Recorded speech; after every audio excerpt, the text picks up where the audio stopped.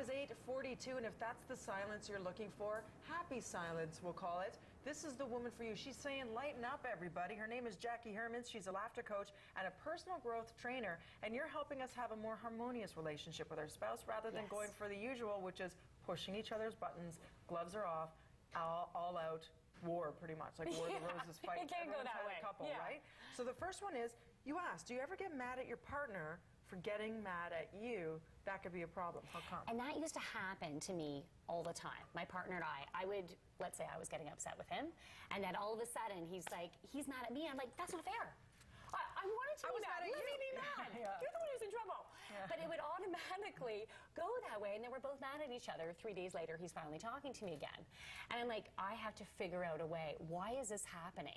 It was a never-ending, escalating battle. Vicious cycle. That's right. And it's funny, you talk about that 3 days where it's terrible energy in the house. You both feel the tension, and you talk a lot about energy. There's a certain point that you reach where you figured out, even though you're in a lousy mood, I can still maintain my energy, and then hopefully I'll bring you out of your funky, lousy one.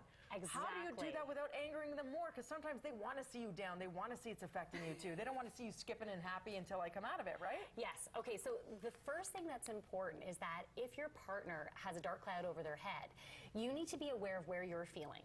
Because if you're in a great place, the awareness can help you to stay there.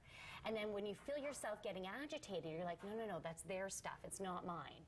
And that's what it is. And when your partner is mad at you, and it doesn't even have to be your lifelong relationship. It can be a mother, it can be your neighbor. If someone is angry, or a coworker even. Oh, absolutely, absolutely. Know that even if they think it's about you, it's not about you. It's always their stuff. But because you're so interconnected through work or through marriage or whatever it is, whoever that other person is, how do you not let it affect you? Because you always hear, you know, only you can let it bother you. It's not actually, you're allowing it in. How do you, when you're that connected, how do you diffuse that? Okay, this takes practice because it's your thought patterns. Your thoughts create your energy. So you can create the exact same energy that they have going on. You can take it right on easily.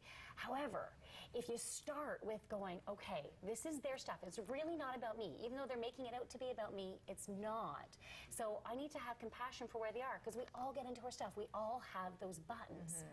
So when you see that your partner's button is pushed, what can you do to help them? And you need to have this conversation with them prior to this stuff happening.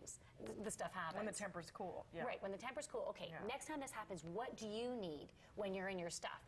Some of us need I just need a hug. Or I need to talk about it. Just be my listening board. Be my sounding board. Or I need 2 hours to myself, but don't try and force me out of it. That's right. That's right. And just to give you an example, when I was pregnant, not too long ago, I was 6-month-old. Congratulations. Yeah, thank you. I was exhausted. I wasn't getting enough sleep. I was a bit cranky. My husband came home. He's in a great mood. He's like, hey, I'm home. And I'm like, oh, that's awesome. Even though inside I'm like, but I was like, oh, thank goodness. Good for you. This is good. Not even 10 minutes later, I saw his crankiness come on. And I'm like, stop it, that's my energy. You're taking on my energy. Stop. I need you to be in a good place. So, and you know, sometimes we want to be compassionate for someone and we get into their place to be compassionate. I so understand where you're coming from. And we go there. The better thing to do is to not go there.